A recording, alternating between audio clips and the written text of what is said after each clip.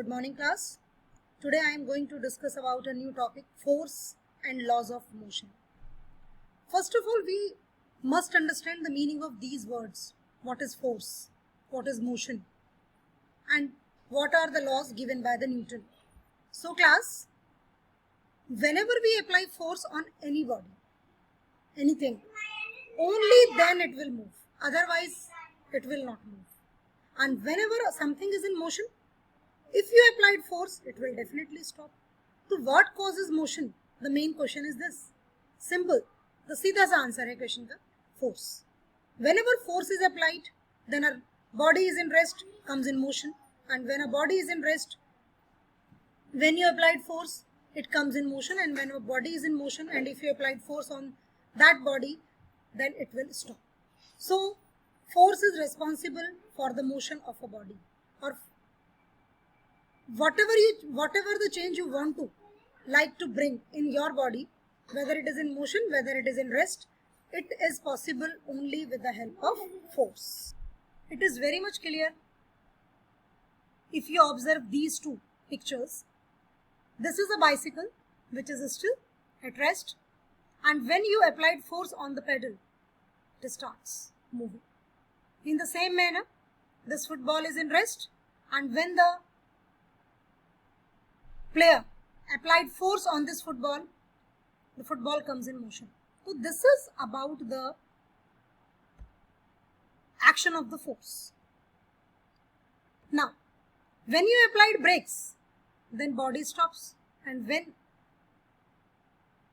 you apply a force in the opposite direction, if a body is in motion, then definitely that body comes in rest. You will observe this wicket keeper, उसने ball को अपने gloves में catch कर लिया है, ball motion में थी, जैसे ही उसके हाथों में आई, बॉल रेस्ट में आ गई. तो ये दो एग्जांपल्स हैं जो बताते हैं कि अगर हम फोर्स अप्लाई कर दें तो क्या होता है कि वो बॉडी जो है आपकी वो स्टॉप हो जाती है, उसमें मोशन नहीं रहता है. नाउ सबसे पहले अब हम ये समझेंगे कि what is basically force. A force is a push और a pull on an object, on a body, is called force. You can see here, this box is stationary. When a person applied force, when a person pushed this box, then it will definitely come in motion. This is the another picture, this is the another image where this block is pulled by a person. So it is again helps in changing the position of the block. So a push or a pull on an object, on a body, is called force. Now, forces are of different types, balanced and unbalanced forces. What are balanced forces and what are unbalanced forces? You can see this diagram. आप देख सकते हैं इस diagram को, और आप इसमें observe करेंगे कि दो फोर्सेस, अपोजिट फोर्सेस लगाई गई हैं, F1 and F2. Both are in opposite direction, but both are equal. That's why the body is stationary, remain stationary. You do not change the position of the body with respect to time, and that is why the body is under balanced forces. So what is balanced force? If two forces act on a body in opposite direction, and if both the forces are equal, then the resultant force acting on the body is zero, and there is no movement of the body, there is no motion on the body.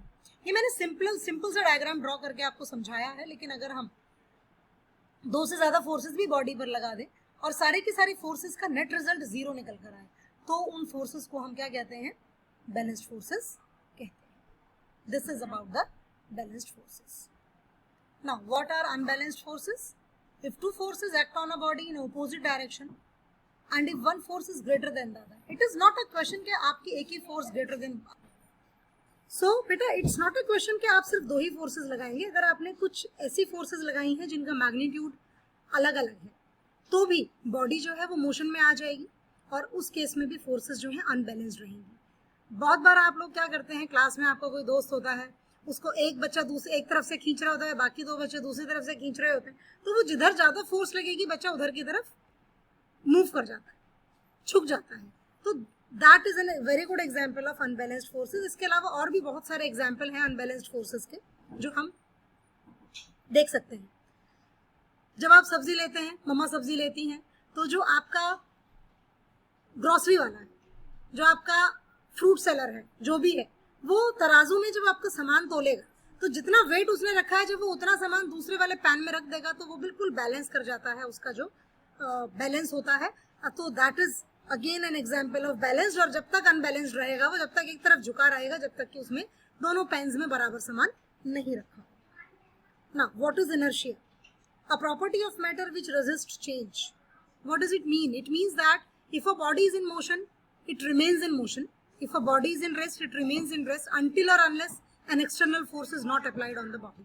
आप body की जो property है, body का जो nature है, वो आप कब चेंज कर सकते हैं? जब उस पर आप एक एक्सटर्नल फोर्स अप्लाई करेंगे। उससे पहले आप एक्सटर्नल फोर्स अप्लाई नहीं करेंगे। ओके, सम एग्जाम्पल्स आर है।